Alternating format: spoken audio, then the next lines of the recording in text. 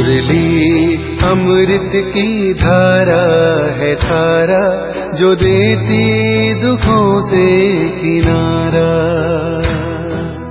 मुरली अमृत की धारा है धारा, जो देती दुखों से किनारा।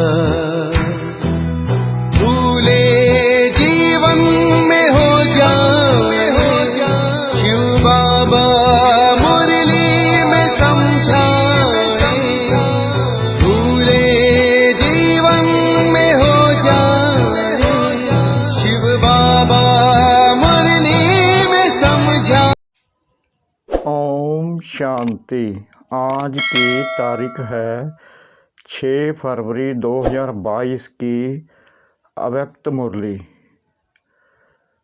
Revise date 6/1/1990। मधुबन। होली हंस की परिभाषा। आज ज्ञान सागर बाप होली हंसों का संगठन देख रहे हैं। होली हंस अर्थात स्वच्छता और विशेषता वाली आत्माएं। स्वच्छता अर्थात मन वचन कर्म संबंध सर्व में पवित्रता। पवित्रता की निशानी सदा ही सफ़ेद रंग दिखाते हैं। आप होली हंस भी सफ़ेद वस्त्रधारी साफ दिल अर्थात स्वच्छता स्वरूप हो। तन मन और दिल से सदा बेदाग अर्थात स्वच्छ हो। अगर कोई तन से अर्थात बाहर से कितना भी स्वच्छ हो, साफ हो, लेकिन मन से साफ ना हो, स्वच्छ ना हो, तो कहते हैं कि पहले मन को साफ रखो। साफ मन व साफ दिल पर साहिब राजी होता है। साथ साथ साफ दिल वाले की सर्व मुराद अर्थात कामनाएं पूरी होती हैं। हंस की विशेषता स्वच्छता अर्थात साफ है। इसलिए आप ब्राह्मण आत्माओं को होली हंस कहा जाता है। चेक करो कि मुझ होली हंस आत्मा की चारों ही बातों में अर्थात तन मन दिल और संबंध में स्वच्छता है। संपूर्ण स्वच्छता व पवित्रता यही इस संगम युग में सबका लक्ष्य है। इसलिए ही आप ब्राह्मण सो देवताओं को संपूर्ण पवित्र गाया जाता है। सिर्फ निर्विकारी नहीं कहते, लेकिन संपूर्ण निर्विकारी कहा जाता है। 16 कला संपन्न कहा जाता है। सिर्फ 16 कला नहीं कहते, लेकिन उसमें संपन्न गायन आपके ही देवता रूप का है। लेकिन बने कब? ब्राह्मण जीवन में व देवता जीवन में बनने का समय अब संगम युग है। इसलिए चेक करो कि कहाँ तक अर्थात कितने % में स्वच्छता अर्थात पवित्रता धारण की है।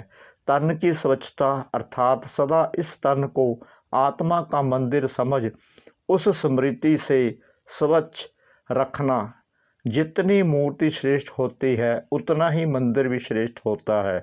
तो आप श्रेष्ठ मूर्तियां हो या साधारण हो, ब्राह्मण आत्माएं सारे कल्प में नंबर 1 श्रेष्ठ आत्माएं। ब्राह्मणों के आगे देवताएं भी सोने तुल्य हैं और ब्राह्मण हीरे तुल्य हैं। तो आप सभी हीरे की मूर्तियां हो। कितनी ऊंची हो गई, इतना अपना सम्मान जान इस शरीर रूपी मंदिर को स्वच्छ रखो। सादा हो लेकिन स्वच्छ हो। इस विधि से तन की पवित्रता सदा रूहानी खुशबू का अनुभव कराएगी। ऐसी स्वच्छता पवित्रता कहाँ तक धारण हुई? देहभान में स्वच्छता नहीं होती, लेकिन आत्मा का मंदिर समझने से स्वच्छ रखते हो। और यह मंदिर भी बाप ने आपको संभालने और चलाने के लिए दिया है। इस मंदिर का ट्रस्टी बनाया है। आपने तो तन मन धन सब दे दिया ना, अभी आपका तो नहीं है। मेरा कहेंगे या तेरा कहेंगे, तो ट्रस्टीपन स्वतः ही नष्ट मोहा अर्थात स्वच्छता और पवित्रता को अपने में लाता है। मोह से स्वच्छता नहीं, लेकिन बाप ने सेवा दी है। ऐसे समझ तन को स्वच्छ पवित्र रखते हो ना, व जैसे आता है वैसे चलाते रहते हो। स्वच्छता भी रूहानियत की निशानी है।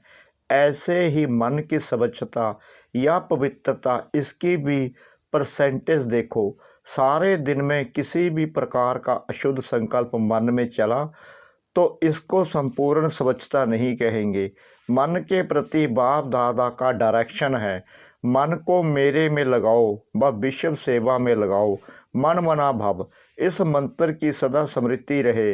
इसको कहते हैं मन की स्वच्छता व पवित्रता। और किसी तरफ भी मन भटकता है तो भटकना अर्थात अस्वच्छता। इस विधि से चेक करो कि कितनी % में स्वच्छता धारण हुई। विस्तार तो जानते हो ना। तीसरी बात, दिल की स्वच्छता, इसको भी जानते हो कि सच्चाई ही सफाई है। अपने सब उन्नति अर्थ जो भी पुरुषार्थ है, जैसा भी पुरुषार्थ है, वह सच्चाई से बाप के आगे रखना। तो एक स्वयं के पुरुषार्थ की स्वच्छता, दूसरा सेवा करते सच्ची दिल से कहाँ तक सेवा कर रहे हैं इसकी स्वच्छता। अगर कोई भी स्वार्थ से सेवा करते हो तो उसको सच्ची सेवा नहीं कहेंगे। तो सेवा में भी सच्चाई सफाई कितनी है। कोई सोचते हैं कि सेवा तो करनी ही पड़ेगी, जैसे लौकिक गवर्नमेंट की ड्यूटी है। चाहे सच्ची दिल से करो, चाहे मजबूरी से करो, चाहे अलबेले बन के करो, करनी पड़ती है ना। कैसे भी 8 घंटे पास करने ही हैं। ऐसे इस ऑलमाइटी गवर्नमेंट द्वारा ड्यूटी मिली हुई है। ऐसे समझ के सेवा करना, इसको सच्ची सेवा नहीं कहा जाता। ड्यूटी सिर्फ नहीं है, लेकिन ब्राह्मण आत्माओं का निजी संस्कार ही सेवा है। तो संस्कार सबसे ही सच्ची सेवा के बिना रहने नहीं देते। तो ऐसे चेक करो कि सच्ची दिल से अर्थात ब्राह्मण जीवन के संस्कार से कितने % की सेवा की। इतने मेले कर लिए, इतने कोर्स करा लिए, लेकिन स्वच्छता और पवित्रता की % कितनी रही। ड्यूटी नहीं है, लेकिन निजी संस्कार हैं, सब धर्म हैं, सब कर्म हैं। चौथी बात, संबंध में स्वच्छता, इसका सार रूप में विशेष यह चेक करो कि संतुष्टता रूपी स्वच्छता कितने % में है। सारे दिन में भिन्न भिन्न वैरायटी आत्माओं से संबंध होता है। 3 प्रकार के संबंध में आते हो। एक ब्राह्मण परिवार के, दूसरा आए हुए जिज्ञासु आत्माओं के, तीसरा लौकिक परिवार के। तीनों ही संबंध में सारे दिन में स्वयं की संतुष्टता और संबंध में आने वाली दूसरी आत्माओं के संतुष्टता की % कितनी रही। संतुष्टता की निशानी, स्वयं भी मन से हल्के और खुश रहेंगे और दूसरे भी खुश होंगे। असंतुष्टता की निशानी, स्वयं भी मन से भारी होंगे। अगर सच्चे पुरुषार्थी हैं तो बार बार ना चाहते भी ये संकल्प आता रहेगा कि ऐसे नहीं बोलते, ऐसे नहीं करते तो अच्छा। यह बोलते थे, यह करते थे, यह आता रहेगा। अलवेले पुरुषार्थी को यह भी नहीं आएगा तो यह बोझ खुश रहने नहीं देगा, हल्का रहने नहीं देगा। संबंध की स्वच्छता अर्थात संतुष्टता, यही संबंध की सच्चाई और सफाई है। इसलिए आप कहते हो सच तो बिठो नच, अर्थात सच्चा सदा खुशी में नाचता रहेगा। तो सुना होली हंस की परिभाषा। अगर सत्यता की स्वच्छता नहीं है तो हंस हो, लेकिन होली हंस नहीं हो। तो चेक करो संपन्न और संपूर्ण का जो गायन है वह कहाँ तक बने हैं। अगर ड्रामा अनुसार आज भी इस शरीर का हिसाब समाप्त हो जाए तो कितनी % में पास होंगे। वह ड्रामा को कहेंगे थोड़ा समय ठहरो। यह तो सोचकर नहीं बैठे हो कि छोटे छोटे तो जाने वाले हैं ही नहीं। एवर रेडी का अर्थ क्या है। समय का इंतजार तो नहीं करते कि अभी 10-11 वर्ष तो हैं, बहुत करके 2000 का हिसाब सोचते हैं। लेकिन सृष्टि के विनाश की बात अलग है, अपने को एवर रेडी रखना अलग बात है। इसलिए उससे नहीं मिलाना। भिन्न भिन्न आत्माओं का भिन्न भिन्न पाठ है, इसलिए यह नहीं सोचो कि मेरा एडवांस पार्टी में तो नहीं है या मेरा तो विनाश के बाद भी पाठ है। कोई आत्माओं का है, लेकिन मैं अब रेडी रहूं, नहीं तो अलवेलेपन का अंश प्रकट हो जाएगा। एवर रेडी रहो, फिर चाहे 20 वर्ष जिंदा रहो, कोई हर्जा नहीं, लेकिन ऐसे आधार पर नहीं रहना। इसको कहते हैं होली हंस। ज्ञान सागर के कंठे पर आए होना। तो आज होली हंस की स्वच्छता सुनाई, फिर विशेषता सुनाएंगे। टीचर्स को चेक करना आता है ना, टीचर्स को विशेष समर्पित होने का भाग्य मिला हुआ है। चाहे प्रवृत्ति वाले भी मन से समर्पित हैं, फिर भी टीचर्स का विशेष भाग्य है। काम ही याद और सेवा का है। चाहे खाना बनाती या कपड़े धुलाई करती, वह भी यज्ञ सेवा है। वह भी अलौकिक जीवन प्रति सेवा करती हो। प्रवृत्ति वालों को दोनों तरफ निभाना पड़ता है। आपको तो एक ही काम है ना, डबल तो नहीं है। जो सच्चाई और सफाई से बाप और सेवा में सदा लगे रहते हैं, उन्हें कोई और मेहनत करने की आवश्यकता नहीं पड़ती है। सुनाया था कि योग्य टीचर का भंडारा और भंडारी सदा भरपूर रहेगा। फिक्र नहीं करना पड़ेगा अगला मास कैसे चलेगा, मेला कैसे होगा। सेवा के साथ साथ साधन सबसे प्राप्त होंगे। रूहानी आकर्षण सेवा और सेवा केंद्र सबसे ही बढ़ाती रहती है। जब ज़्यादा सोचते हो कि जिज्ञासु क्यों नहीं बढ़ते, ठहरते क्यों नहीं, चले क्यों जाते, तो जिज्ञासु नहीं ठहरते। योग युक्त होकर रूहानियत से आह्वान करते हो तो जिज्ञासु सबसे ही बढ़ते हैं। ऐसे होता है ना। तो मन सदा हल्का रखो, किसी प्रकार का बोझ नहीं रहे। किसी भी प्रकार का बोझ है, चाहे अपना, चाहे सेवा का, चाहे सेवा साथियों का, तो उड़ने नहीं देगा। सेवा भी ऊंची नहीं उठेगी। इसलिए सदा दिल साफ और मुराद हासिल करते रहो। प्राप्तियां आपके सामने सबसे ही आएंगी। क्या सुना, सर्व रूहानी प्राप्तियां हैं ही ब्राह्मणों के लिए, तो कहाँ जाएंगी। अधिकार ही आप लोगों का है, अधिकार कोई छीन नहीं सकता। अच्छा, सर्व होली हंसों को, चारों ओर के सच्चे साहिब को, राजी करने वाले सच्चे दिल वाले श्रेष्ठ आत्माओं को, सदा स्वयं को एवर रेडी रखने वाले नंबर 1 बच्चों को, सदा अपने को गायन योग्य, संपूर्ण और संपन्न बनाने वाले बाप के समीप बच्चों को, सदा अपने को अमूल्य हीरे तुल्य अनुभव करने वाले अनुभवी आत्माओं को बाप दादा का याद, प्यार और नमस्ते। महाराष्ट्र ग्रुप से अव्यक्त बाप दादा की मुलाकात। सदा खुशहाल रहते हो। खुशहाल अर्थात भरपूर, संपन्न। खुशहाली स्वयं को भी प्रिय, औरों को भी प्रिय लगती है। जहाँ खुशहाली नहीं होती उसे कांटों का जंगल कहते हैं। तो आप सबकी जीवन खुशहाल बन गई है। और चाल कौन सी हो गई, उड़ती कला वाली फरिश्तों की चाल हो गई। तो हाल भी अच्छा और चाल भी अच्छी। दुनिया वाले मिलते हैं तो हाल चाल पूछते हैं ना। तो आपका क्या हाल चाल है। हाल है खुशहाल और चाल है फरिश्तों की चाल। दोनों ही अच्छे हैं ना। खुशहाली में कोई कांटे नहीं आएंगे। पहले कांटों के जंगल में जीवन थी, अभी बदल गई। अभी फूलों की खुशहाली में आ गए। सदा जीवन में दिव्य गुणों के फूलों की फुलवाड़ी लगी हुई है। दिव्य गुणों के गुलदस्ते का चित्र बनाते हैं ना।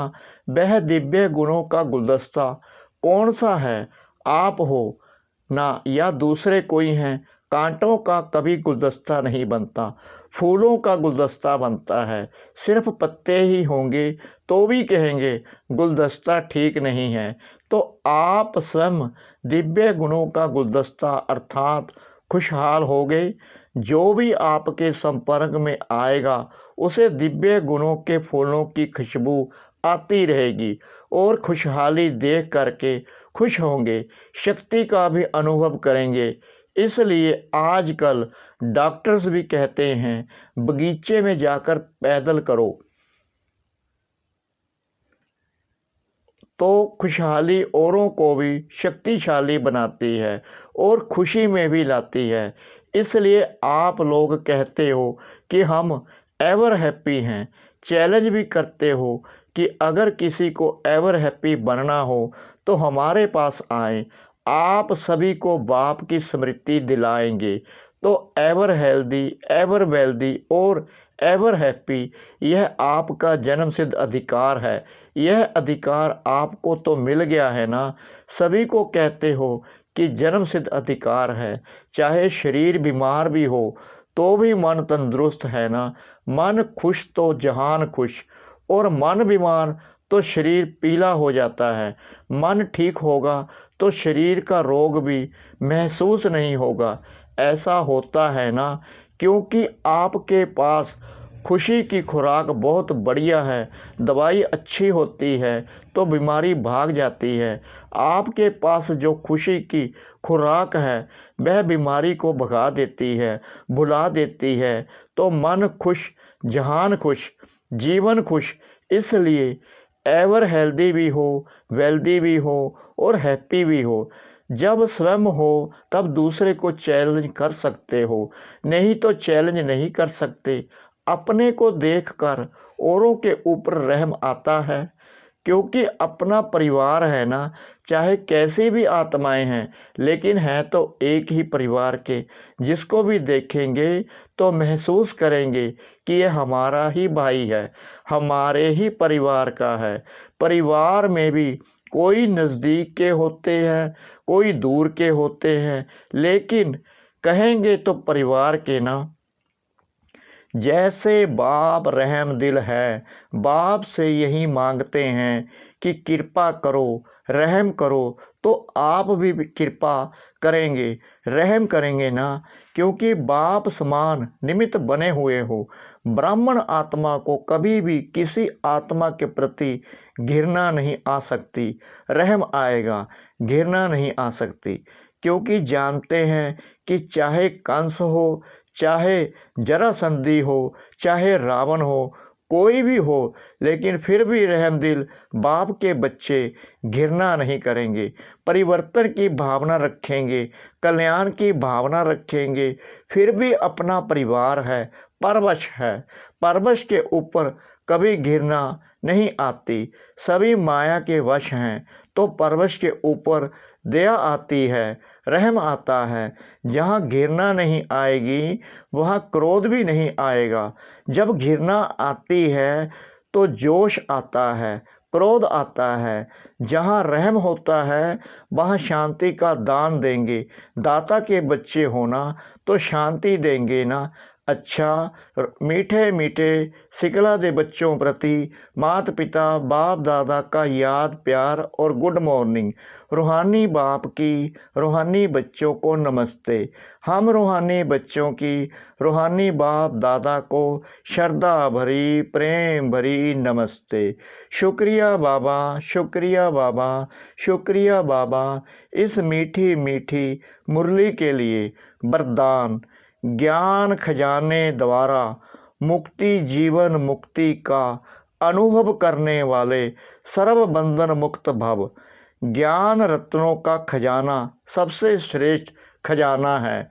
इस खजाने द्वारा इस समय ही मुक्ति जीवन मुक्ति की अनुभूति कर सकते हो। ज्ञानी तो आत्मा वह है जो दुख और अशांति के सब कारण समाप्त कर अनेकानेक बंधनों की रस्सियों को काट कर मुक्ति व जीवन मुक्ति का अनुभव करे। अनेक व्यर्थ संकल्पों से, विकल्पों से और विकर्मों से सदा मुक्त रहना यही मुक्त और जीवन मुक्त अवस्था है। स्लोगन: विश्व परिवर्तक वह है जो अपनी शक्तिशाली वृत्तियों से वायुमंडल को परिवर्तन कर दे। विश्व परिवर्तक वह है जो अपनी शक्तिशाली वृत्तियों से वायुमंडल को परिवर्तन कर दे। ओम शांति।